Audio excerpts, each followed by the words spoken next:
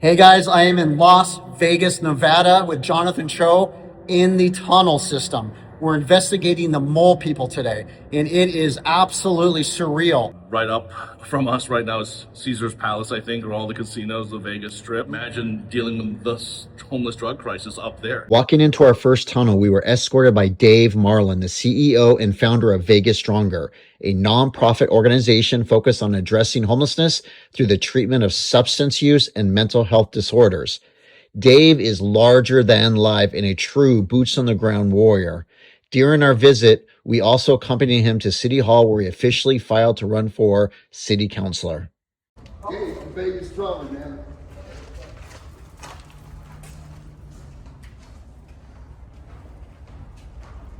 Mind if we cut through? Oh, no. Thanks, bud. You want to come get help? Well, here's my card. Oh, cool. If you decide you want to get out, I'll happily take you. Yeah. All right, so tell us where we're at right now. All right, so we walked underneath the 15 freeway, and then just underneath Caesar's Palace, and we're in. They call this the gallery, because if you look around, there's all kinds of cool graffiti art. Oh, what's in here? Oh my gosh. What are these? Train tunnels? It is a train tunnel, and I didn't see anybody in there, but we'll go down these two and we'll find some residents. Why do you guys choose to stay down here instead of going upstairs to the shelters? I don't know. I haven't heard anything good about the shelter in out here. It's a ton of spider webs. And it's just kind of a surreal place to be in. And I'm just trying to describe what it would be like to live down here, right? The air is really thick. It is cooler. Hard to breathe, kind of. Very wet, very damp. You hear strange noises. Of course, there's vehicles above us, so there's always this rattling, right? And of course, there's the flooding, where there's almost no warning. It could be a perfectly beautiful sunny day, and when it gets flooded, they say the water level hits like here, going 60, 70, 80 miles an hour, which means this is why so many people drown out here every year. This is wild. Have you experienced a flash flood while living down here? Under the grade, yeah. I mean, if you get the water above where the spill, way would be, and to that dry earth that's never been wet, it disintegrates it, and it's a dam. And do you remember how deep the water got at your camp in the tunnel?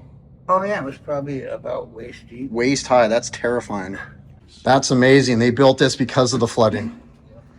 Wow. There's a mirror up here. Women's shoes, clothing. Okay, well, That's crazy. I'm gonna start heading down again.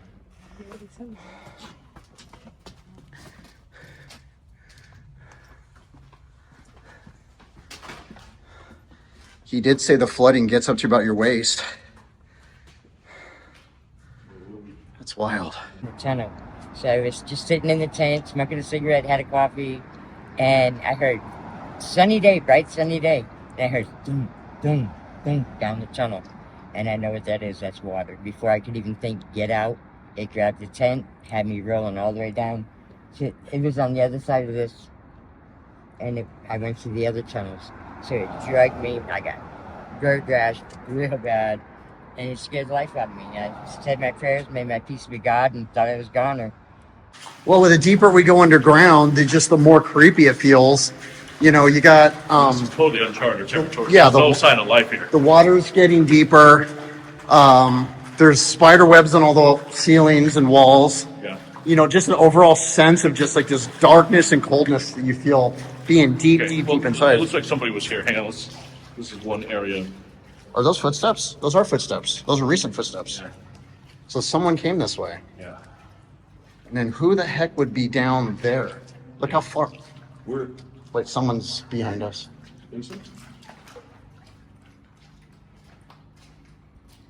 Here, let's keep going this way, dude.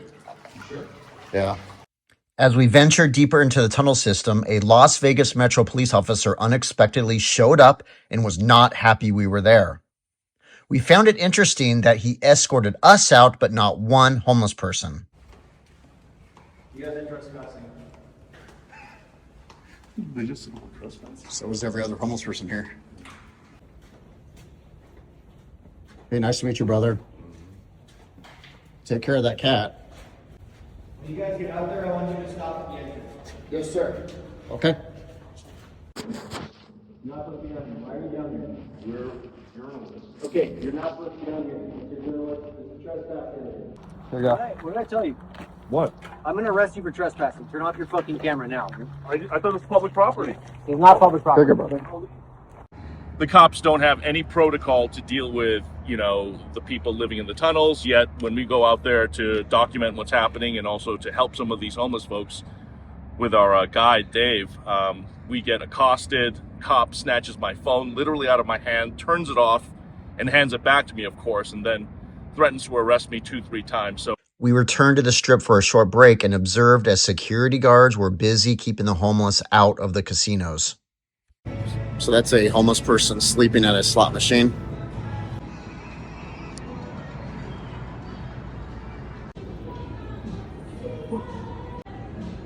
You alright?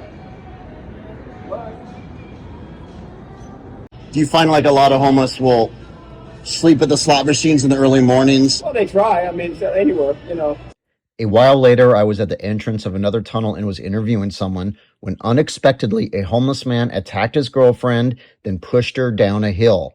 Another homeless man grabbed a gun, brass knuckles, and mace and chased him.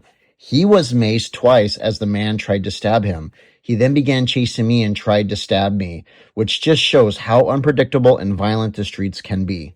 I'm being chased with a guy with a knife. drop the wall. Come on. Drop the fucking wall. Drop the wall.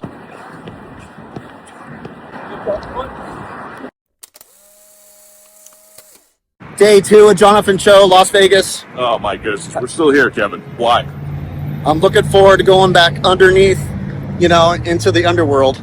Oh man, we're just scratching the surface here. A lot more to cover. It's a pleasure to finally meet you, Good to man. meet you, bro. I love your stuff, man. Obviously, we're all fam here, and we're here to get each other's back. We're just getting started. The stuff you're gonna see is, maybe you know this already, but it's gonna be absolutely wild. A day later, my friend John Collins joined us, and the first place I took him were the tunnels. So, John, you just got to experience the Las Vegas tunnels for the first time. What do you think? It's something you'll never see. I've never seen it. I mean, I'm used to seeing people in Portland with, makeshift campsites, just walking through miles of campsites above ground. But, here behind me, we have miles of campsites underground. If you look this way, those are the casinos right there. And we were under the I casinos. was literally under a casino in someone's camp. We then focused our energy above ground and went to the infamous courtyard that houses over 600 people a night. Near the courtyard are the tracks where many other homeless live. It was clear by this point that Las Vegas has made every effort to hide the homeless from their multi-billion-dollar tourism industry. You can see behind me is this massive homeless encampment. Also in front of me, it's just unbelievably concentrated. I'm actually very close to the courtyard, which is only 4 blocks away, that houses every single evening 600 homeless men. Right now, there's a good 1,000 people literally standing right outside the shelter. Now, that Las Vegas seems to silo the homeless to these areas because of the tourism. We're a good 2-3 miles from the Strip, which is a multi-billion-dollar, properties, right? They generate about $50+ billion a year. $51 billion a year. Million. Billion. Billion. And we can't get one? We Yeah. can't get one of them? That's all we need. It's one. Yeah, 1 billion would almost immediately solve the homeless crisis, I hear. One. And they get 51. A year. Where's their money going? It ain't coming to us. We went to multiple locations off the beaten path to meet the homeless and learn their stories. It's like army crawl. It's like dragging. Good job. Dude, the stuff we have to do for stories is... Now, do you want off the streets? Everybody probably does, you know what I mean? Well, in your opinion, what are the root causes of homelessness? Capitalism. Full stop. That's really all there is to it. Poverty is a function of capitalism. Crime is a function of poverty. Would you say like mental health and drugs are the two big things that keep people out here? Most definitely, I could say for myself, 100,000% yes. That is a huge thing. Okay. We bloods right here. We got the Bundy, we got the Vice Lords, we got the Pyru right here. We got loose cannon, gang. What for me? Right here. For me, a guy that doesn't know what any of that is, what is that? That's a family organization. That means that we out here, we love ourselves, we love our family, we're gonna fight for ours. So y'all stick together. We stick together. What? We know violence, none of that, unless you come to our families with violence. I'm very grateful. This is my second day being out here, and actually the Holy Spirit been leading me to come out here and feed the people, serve them. Stay away from the drugs. I will. Yes, sir. Yes, sir. God It's the bless you, best man. advice I could ever give anybody out here who's newly homeless. Yes, sir. Thank you. They control and you listen or you leave. Like me, I can't stand being barked at. I call it barking. They bark, bark, bark. Control, control, control. So you've been homeless for 30 years in Las Vegas? So this is for then tomorrow night, since you're good for tonight, okay? Thank you, homie. I appreciate it. I don't want you to be on the streets, all right? I appreciate it very much. Really nice to meet you. Would you like a blessing? Absolutely. Close your eyes. Take a deep breath.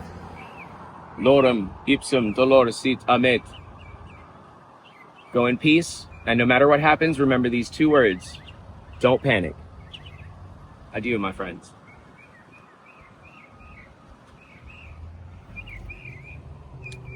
That was interesting. On our last night, Jonathan suggested we check out one last tunnel in the evening, and we discovered by far the largest we had been to, with multiple homeless people living inside. Yeah, this is massive.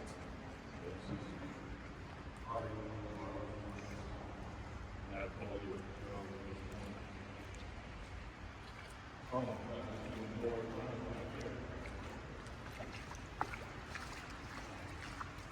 my God.